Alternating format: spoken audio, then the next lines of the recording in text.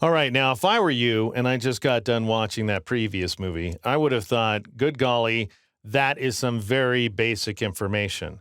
Not so much where this movie is concerned. I'm going to be throwing at you a little more intricate information because we're going to be talking about this tool down here at the bottom of the toolbox on the left-hand side of the screen, which is the zoom tool. And it allows you to decide the very specific portion of the image that you want to zoom into.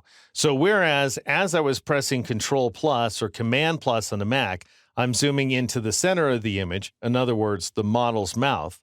With the zoom tool, I can decide exactly which portion of the image I want to magnify.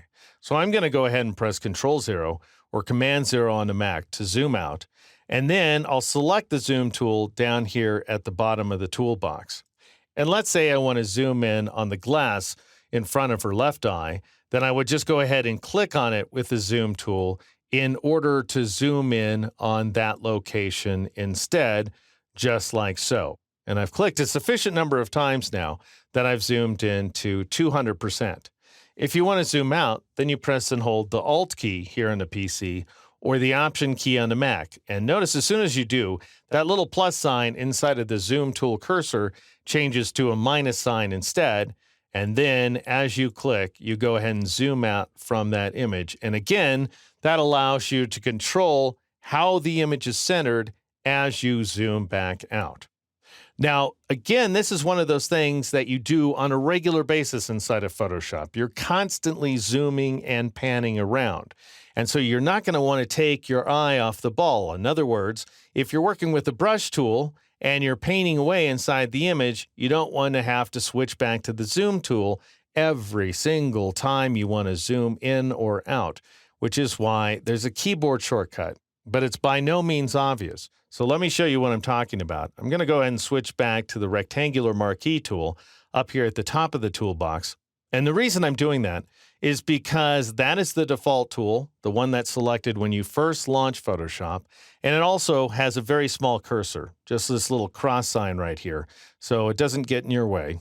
Now notice that I can gain access to the zoom tool by pressing Control Spacebar here on the PC and clicking, let's say on her nose this time, in order to zoom on in.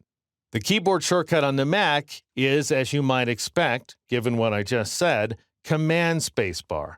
The problem is that Command Spacebar is also taken up by the Macintosh OS's Spotlight feature.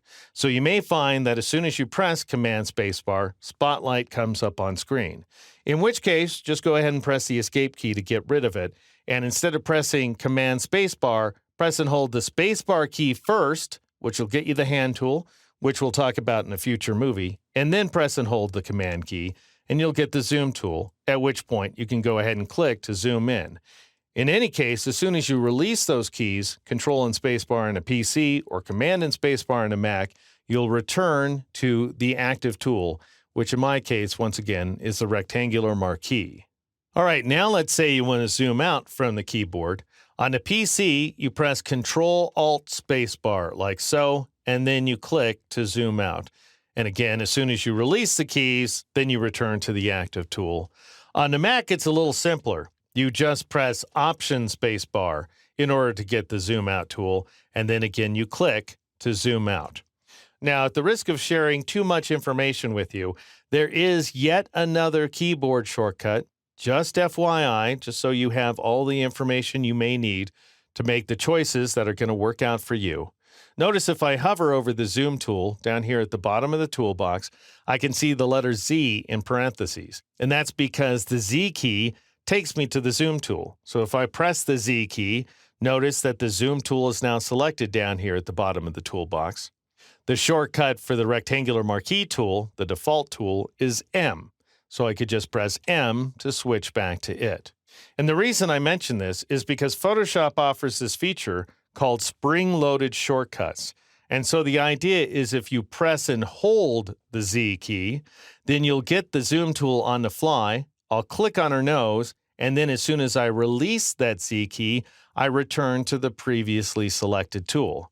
And so once again, press and hold Z, click to zoom in, release Z to return to the active tool. To zoom out, you press and hold the Z key, and then you press and hold Alt or Option and click to zoom out. So that would be press and hold the Z key and then press Alt on the PC and click.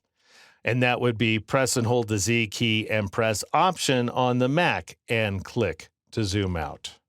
But notice if I end up holding the Z key for too long or I release the mouse button at the wrong time, I may be stuck with the zoom tool, as just happened to me, in which case you just have to tap the M key to return to the rectangular marquee tool, and we'll be discussing the various keyboard shortcuts associated with the other tools in a lot of depth throughout this course. But I just want you to know that sometimes that Z key trick of just pressing the Z key and clicking and then hopefully releasing can result in you getting stuck with that zoom tool, which is its downfall, which is why I personally go ahead and press Control Spacebar and click to zoom in, that Spacebar command on the Mac and click to zoom in, or alternatively to zoom out, Control Alt Spacebar, click to zoom out. On the Mac, that would be Option Spacebar and click to zoom out. And that way you never get stuck with the zoom tool. And you can always keep your attention on what you're doing inside Photoshop.